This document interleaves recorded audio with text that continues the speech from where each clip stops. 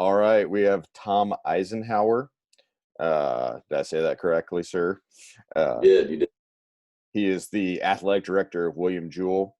Um, been a bit of a buzz in the Missouri and Kansas City wrestling scene here lately because last week William Jewell announced that they're going to add men's and women's programs. So that's pretty cool. So we were just going to get Mr. Eisenhauer on here to kind of explain to us how that came to pass. So adding men's and women's wrestling program, what's the how did that come to be? What was the process of that happening? Yeah, no, thanks for having me on. I'm excited to be here, excited for adding wrestling and for what it means to our campus community as well as the Kansas City area and really all of the Midwest.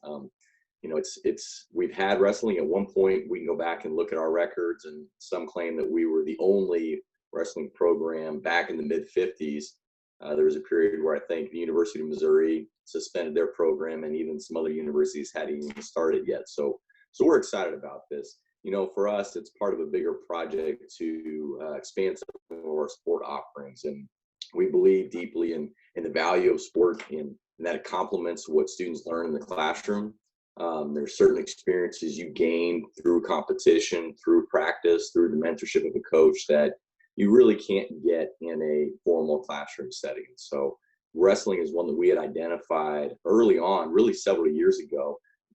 There were some roadblocks in terms of facility concerns and capital investment, but really the catalyst for making this move now happened to be when the NCAA granted women's wrestling emerging sports status. And so at that point, having attended the NCAA convention, I returned to campus and really working with my colleagues encouraged us to reevaluate wrestling, just think critically and find a way to add it, to overcome some of those initial obstacles. So we do have some space identified in campus for a wrestling room, but it's not a long-term solution. We know that we're going to outgrow that space pretty quickly, and that's a good problem to have. So it's part of a bigger, like I said, a bigger process to add other sports. We've recently added powerlifting. It's a powerlifting and CrossFit combination, and we look over the next 3 or 4 years to possibly adding other sports as well. When you are adding the sports at the college level, is that like you said, is that like a multi-year process where you have to create a committee and kind of look at all the options? Like how does that happen specifically for wrestling, but for any sport?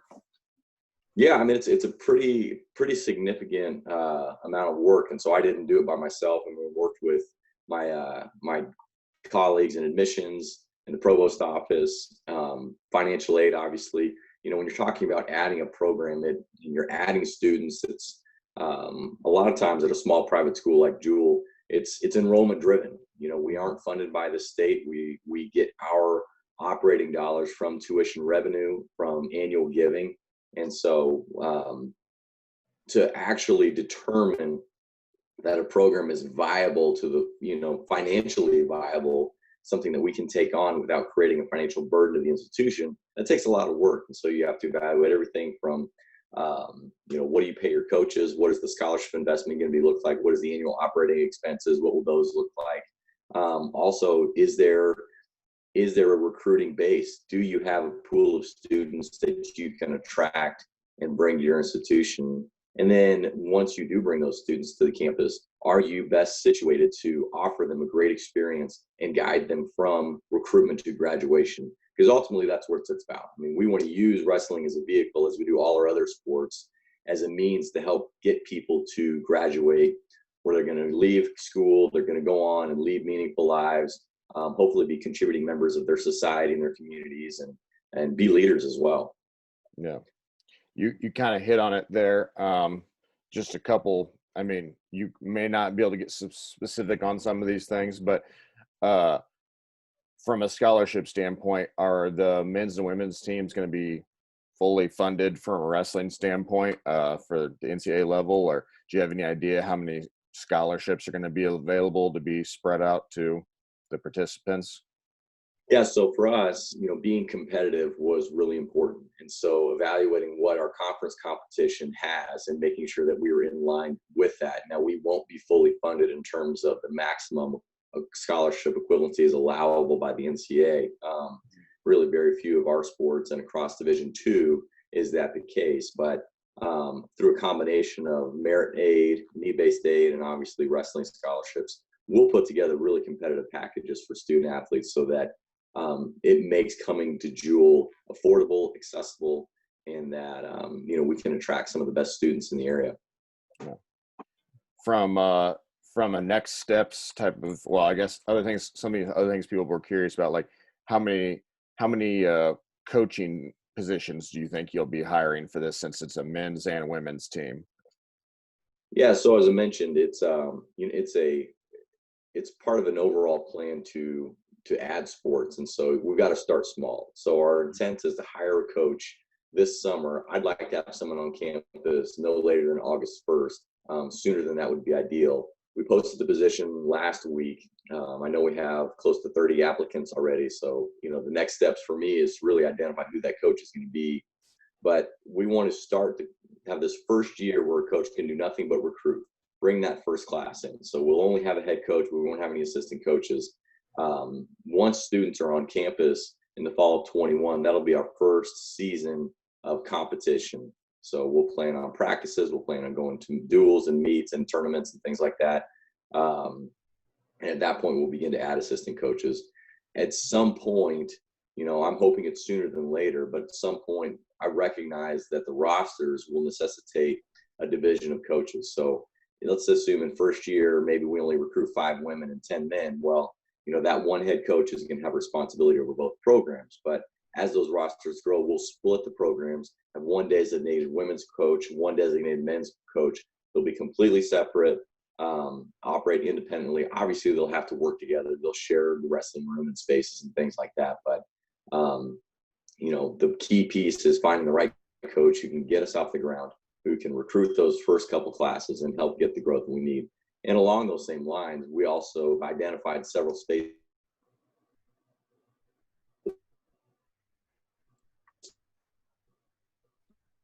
where that will start off with. We'll get back for a second. Sorry, go ahead. In terms of competition. No, I say, are you still there? Yeah, we're good now. Sorry. Yeah, no. So I was gonna say, we'll have a space to practice, but our Mabee Center, it's just a tremendous athletics facility. It's essentially 5 basketball courts long. Can have a capacity of well over 2,500 people, and so we see that as a place to host tournaments as well. But expanding that wrestling room will be really important down the road as the rosters grow, as we split between men and women separate. And so it is. It's a 3 to 5 year plan. My hope is that I get the right person in here, the right person that really sees the value of the institution, really sees the draw to the Kansas City region, can make other people realize how attractive that is and want to come here. And then as we do that, we'll continue to see the program grow and expand. But, I'd like to see our programs be in the top of the conference very quickly, and I'd like to see us competing at the national level as well. Yeah. What, as much as you can get into detail, what kind of candidates do you think you're looking for, and not in who they are, but just experience wise or skill set wise?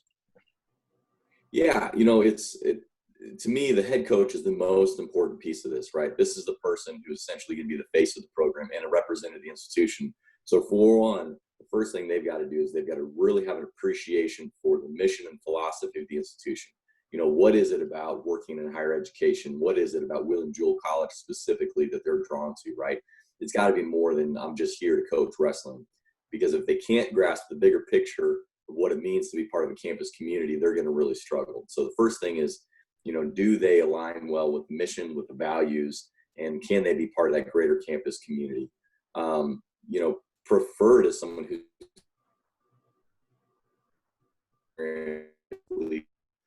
and someone who can come in, who knows how to recruit, knows what the calendar looks like, who knows how to set up a schedule, who knows how to run practices, right? But they've got to be a rock star recruiter. They've got to be someone who's willing to pick up the phone, make 100 phone calls in a week, get their name out there, because we're starting from scratch. We don't have a strong wrestling reputation to go off of. So this is someone who's going to be walking in, cold calling, essentially introducing people who've never thought about William Jewell as a wrestling destination before. So it's going to take a lot of work. So someone who's not afraid to hear no's, who's just going to dig in, work hard, and get after it. And really, to me, that seems to be who wrestlers are in general, right? I mean, they're just, get after it, don't complain, do the hard work, and not be afraid of that. So, but those are the things we're going to be looking for. And, as you get into these, I've had the opportunity to hire quite a few coaches in my short time as the athletic director. And I'm not saying that makes me an expert by any means, but, as you go through the process and you get to meet people and you talk to people, you see their personalities and you get a sense of how well they're going to mesh with the rest of the coaches on staff, with student athletes. So hopefully that answers it. That's a pretty long-winded response, but no, that's good. Hey, any information is good. Yeah. That was most of the questions I had for you. Jesse, did you have anything? No, I think we were all kind of wondering, like, what are your demographics like there? As far as your other sports go, where do your kids come from? Are they a majority from Missouri? Are they from the Midwest? And what does that look like for you guys going forward with wrestling? Because we take pride in our wrestling in Missouri, and we think that you got a hotbed of kids, especially in this Kansas City area. But just wondering if, what you thought that demographic would look like for this team, if you had an idea on that and stuff like that.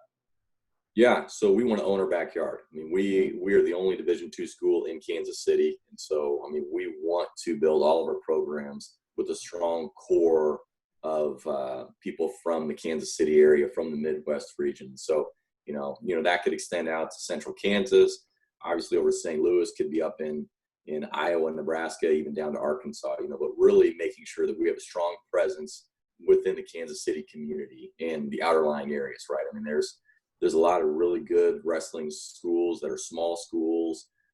They're really only 20, 30 minutes away. They may not be in Kansas City, but I would still consider them kind of that region, right? And so we want to own our backyard. We want to, but we're certainly not going to turn away someone from California or Colorado or New York who wants to come here and is attracted to what we have. What I want to do is make sure that we're not losing kids to Indianapolis, Chicago, St. Louis.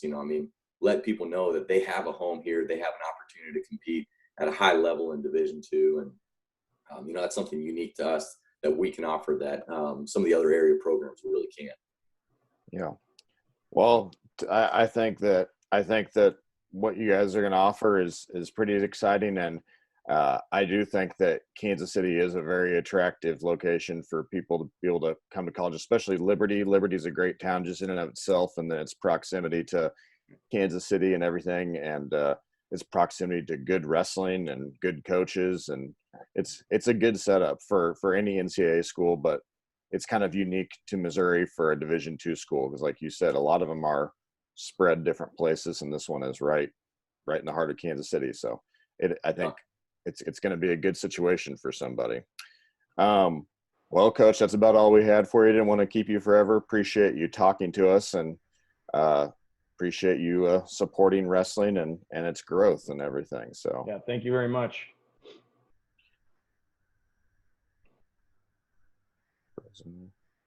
Yeah, thanks for having me on, and hopefully we'll get to come back on here and highlight our new coach whenever that person's on board. And I know that's going to be a tough job for me to narrow that down.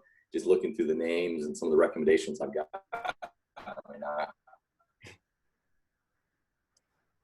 For me to have, it'll be a good future for Cardinal wrestling. That's awesome. Absolutely.